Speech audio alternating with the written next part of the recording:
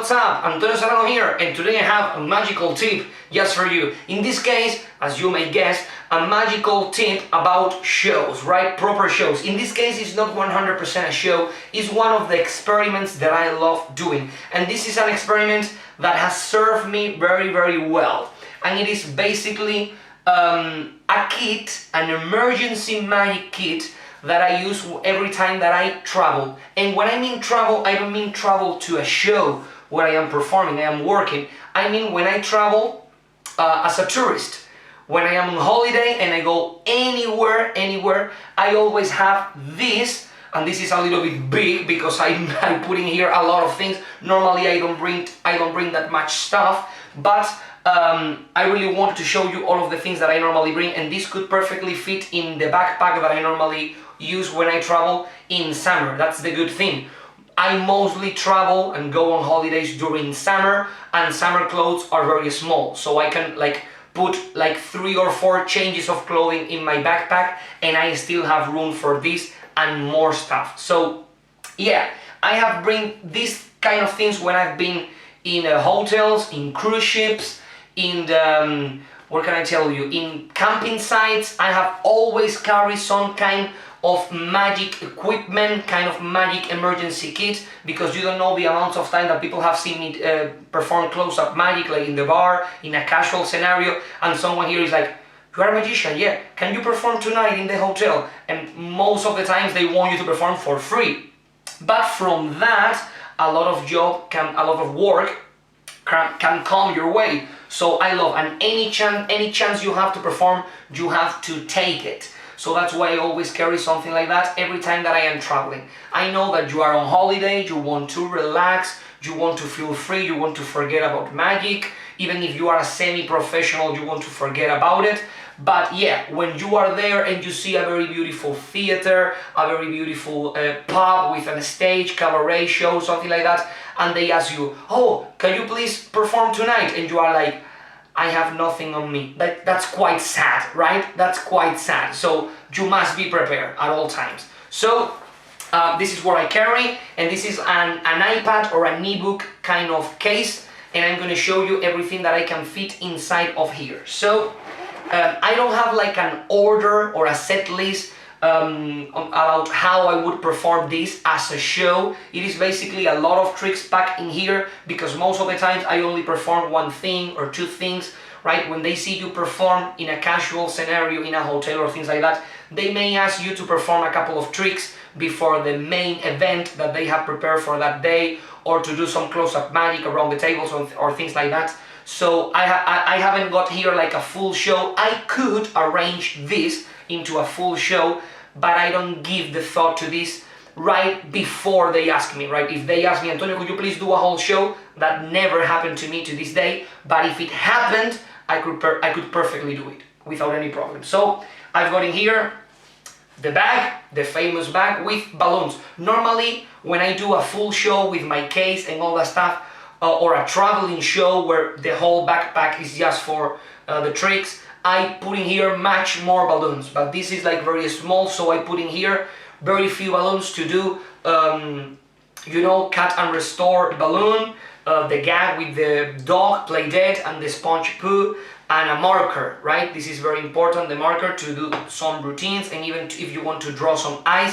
And I always put in here balloons to do 2 good figures, like a flower with a ladybug and a monkey in a palm tree, right? I put balloons in there to do those 2 figures with some spare ones, and some more balloons to do the magic and gags. So I know what figures I can do, and I know that if I take 2 or 3 yellow balloons, I may have a monkey in palm tree without bananas, for example. So I always keep in mind the balloons that I have.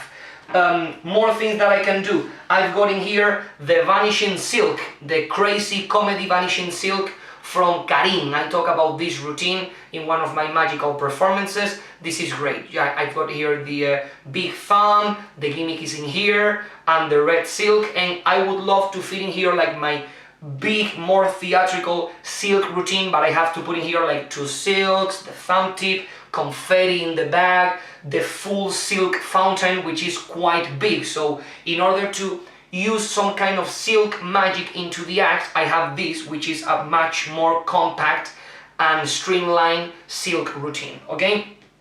More things. I've got in here my appearing bottle, right? I've got the safety pin, which is what I normally use, because I also have everything around me if I wanted to perform balloon. I have the balloons, I have the fingertip to banish the bill, I have the marker to sign the bill, and I have this handkerchief to make the bill disappear. So I have everything around me to perform balloon. So it is great to do the appearing bottle using the safety pin and have like that kind of a callback to pop the balloon.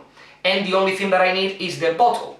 And I always buy or borrow a bottle. Yeah, borrow as a magician. You know what I mean when a magician says borrow. So I borrow a bottle there.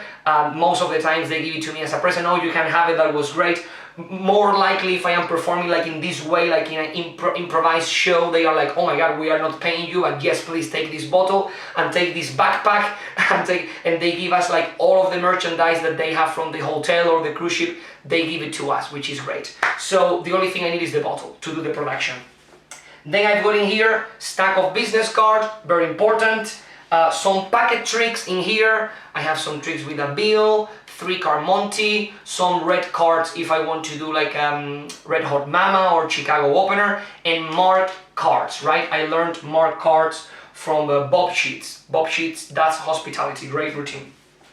And I know that he's not the creator, I don't remember the name of the creator, but a great routine from Bob Sheets. Then I've got here a normal deck of cards, very important to perform cards across, multiple selection, it is great. Then I got an invisible deck. I really like performing invisible deck with a much bigger invisible deck, but this is just great and it packs smaller.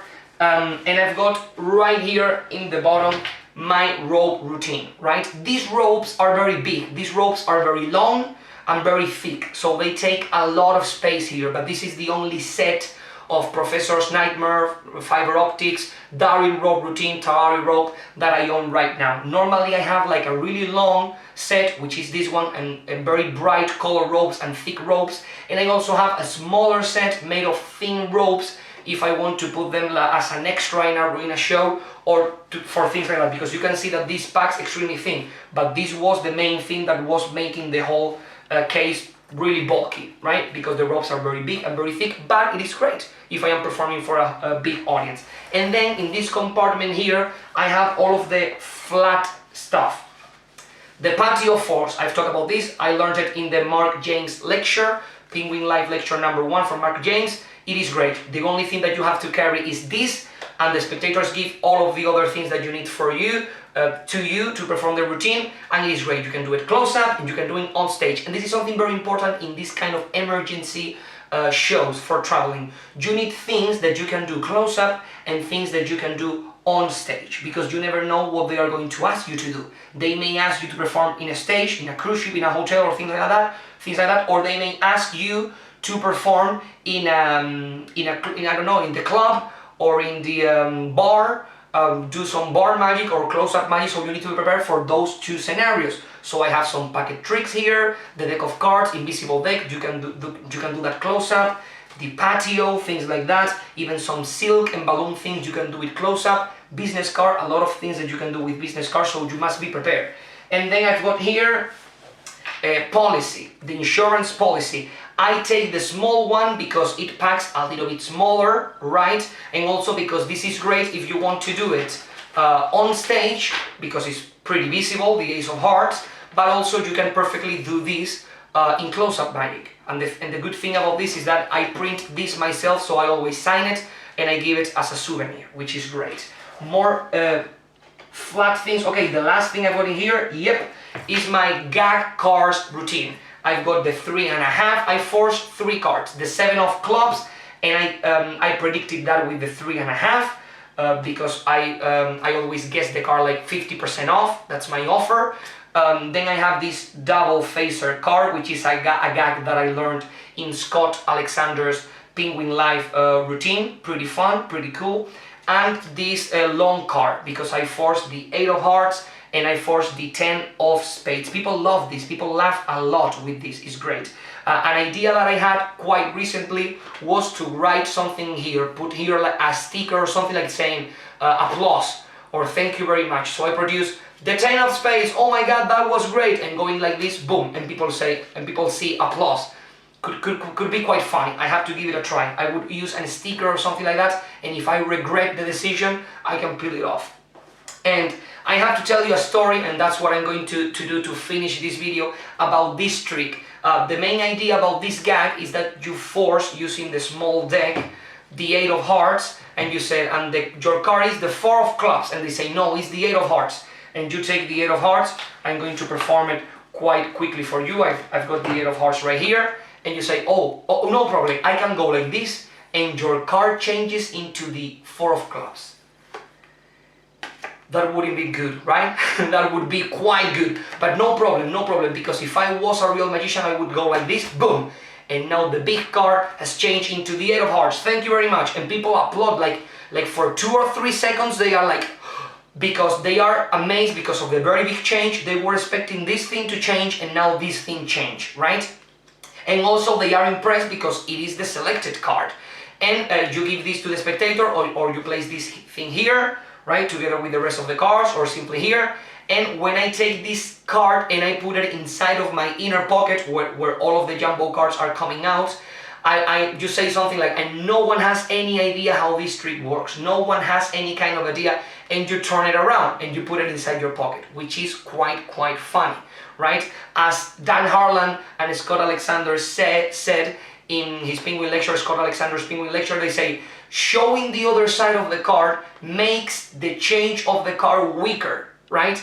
But it makes the prediction stronger, right? Because people know that they are basically a double-faced card, but how did I know that it was the 8 of hearts? And something that I love about this gag is that it humanizes you, right? Something that we do a lot in kids' magic is doing tricks that fail. Like, oh my god, this trick failed. And kids love that. Because kids see magicians as supernatural beings. Like, oh my god, so when you fail, they love you more, because they are all, he is like us. Sometimes he fails. But a lot of the times we use that technique a lot in kids' magic, but we don't do that kind of things in adult performances. And this is something that you can perfectly do in a cabaret show, and people would laugh a lot because it is, and no one has any idea about how that trick works. Thank you very much. And it is great. It is extremely funny. Okay, so I performed this trick in the television here in my city, in like a local area. I performed this trick and it was recorded. It wasn't live. I performed this gag and I had like a multiple selection, and I finished with this, and no one has any idea how that trick worked. Thank you very much. And the host of the show, which is a girl that I have been working sometimes together, every time I do a show here in my city, she always comes to interview me and things like that. She's a very nice person, but you know, like, I would say that she doesn't have both oars inside the water, if you know what I mean, right? So I did the trick, everything was out. Okay, thank you very much, thank you, Antonio. And she said to me, Antonio, would you like to do another take of your trick? And I'm like, why? Are you sure you don't want to try the trick again? It's like she knew that I failed, but she didn't want to tell me, right? I think you would like to do the trick again. And I'm like, no, why? And it's like, she comes pretty close to me, like, because when you put the big card in your pocket, you show the other side. People could see the other side of the card. Would you like to do it again? And I felt like extremely awkward at this moment, because it is like, I have to tell her that the routine is that way. The trick is that way. It is a gag. But how am I going to tell her that without making it sound like I'm telling her that she's dumb? So I tell her, no, that's how it's supposed to look. And she was like, oh, okay, great. It was like a very awkward moment, but that is also a lesson in itself. It's like, don't overestimate and don't underestimate your audience. You really must be extremely sure that everyone knows what's going around.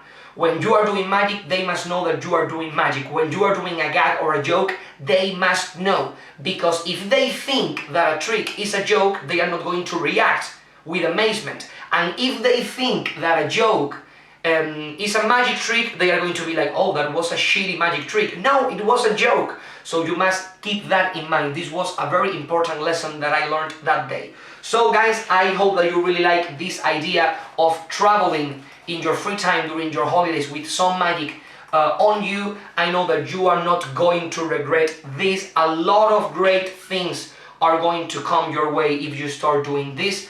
And I hope that you find this information useful. Please comment below, please subscribe, and as always, I will see you in a near future.